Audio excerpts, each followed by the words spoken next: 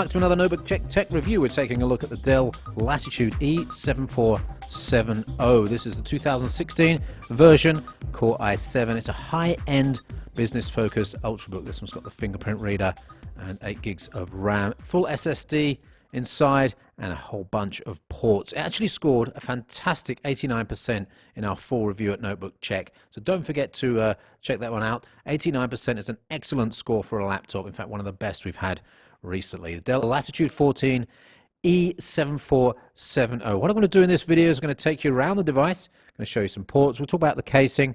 I'll give you some performance scores, and then I'll give you the pros and cons at the end of the video. The first thing you'll notice is the port locations on the back of the device and on the side of the device. Let's take a look then across the back. Starting at the power port here, then we've got super speed, so USB 3, 2 ports of USB 3 there. Display port, HDMI, and a gigabit Ethernet port. Note the metallic surrounds on some of these. The fitting and finish on this is really quite excellent. On the right hand side, as you look at the device, there is the SIM card slot. So this is an LTE model, another USB 3 port, and then a full-size SD card slot. There's a headset port there too. On the other side, there's the Kensington port lock, fan output there, and we've got a Smartcard port here as well. So as I mentioned, these Ultrabooks are now focused at business users, so that Smartcard slot helping to implement certain security measures. On the bottom there you can see the docking ports. There are just a few screws that allow easy access to the internals of the Dell. There's a couple of pictures on our review that you can look at to see the insides of the Latitude. Windows Pro on this, it's quite thin, but it's certainly not very light. 1.7 kilos is a little bit on the heavy side for a 14-inch Ultrabook, but having said that, it actually looks quite smart all the way around.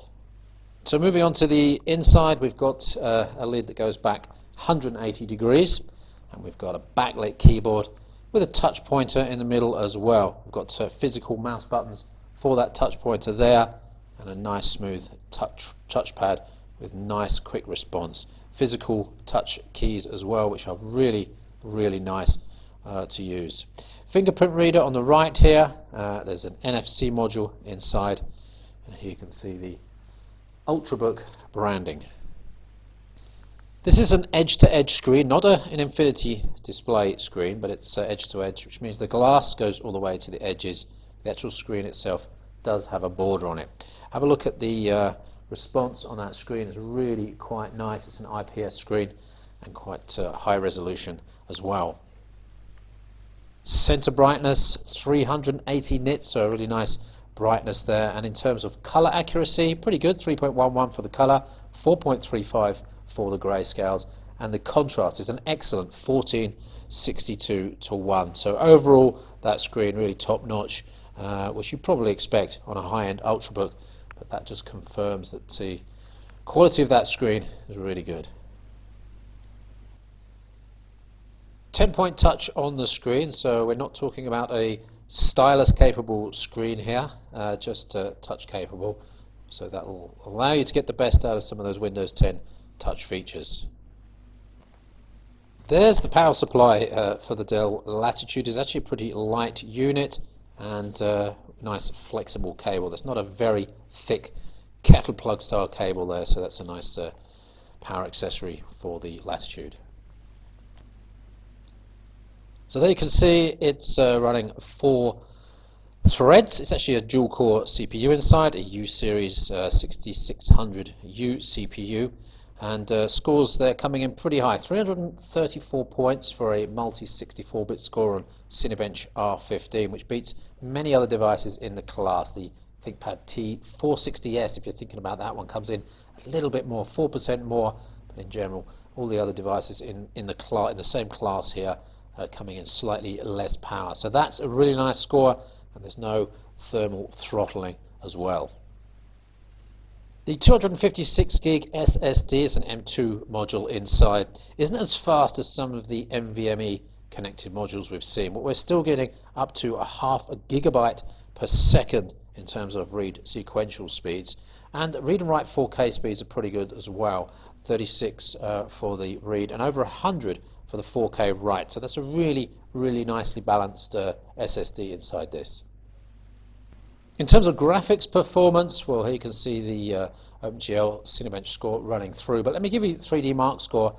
5,173 points. That's not the highest we've seen in this class of device. Remember, it's only the HD graphics 520 in here, so you'll only be getting entry-level gaming or low settings gaming out of it, but it's pretty powerful for office usage. We've got some gaming performance scores on the website there, which confirm that this is really just an entry-level PC gaming device. That's not really the target market for this product though, but it should keep you going with some older games. For example, FIFA 2016, 48.8 frames a second on low settings. Just want to mention noise at this point. Well, we've just been running some tests. There's a little bit of heat on the bottom left there, but the fan hasn't come on. The noise control on this is really good. It's staying quiet most of the time. And in terms of heat, yes, it's around this area on the keyboard, on the top and the bottom, where a little bit of heat builds up, but that's certainly not bad. You'll see the full heat map on our website. Maximum measured temperatures were only at 38.2 up on the top left of the keyboard. There's a 55 watt hour battery inside. For this weight of device, and that's not huge, but we were expecting a little bit more in terms of battery life out of this. For example, Wi-Fi serving at 150 nits, only 5 hours and 46 minutes. There may be some optimizations you can do in terms of running solving background tasks, but remember this is running Windows 10 Pro with VPro, so there's a lot of additional background applications that run in this build of Windows. So once again, a great score, 89% for the Dell Latitude 14 here, the E7470. We have a list of pros for you, including that chassis, the really good keyboard and mouse input devices, the great screen, the variety of ports. We even tested the Wi-Fi, and that was excellent in terms of performance. The IPS display there that folds all the way back is good quality all round in terms of contrast, color and brightness. We got some good application performance out of this, and although the graphics performance isn't that great compared to some of its competitors, it's in the same bracket and probably not that important for the target market here. Low noise, low heat, there's a good microphone, and finally access on the bottom. At the end of this video I'm going to take the bottom off and we'll show you the inside of the Dell Latitude. On the negative side of things, battery run times were just acceptable. The mediocre webcam is not that fantastic, and of course this is an expensive device, but remember you're getting a lot of ports, a lot of connectivity capability here, including that fingerprint reader, NFC, and all the ports on the outside, the LTE module here, and the Smartcard reader here. We've had a look at a few comparison devices. Probably the best alternative is HP's EliteBook Folio 1040 G2, but even the version with the matte FHD panel on that costs $200 to $300 more than this Dell. The runtime is slightly better, but the Folio 1040 G2 doesn't offer as many ports, so there's trade-offs you have to think about there.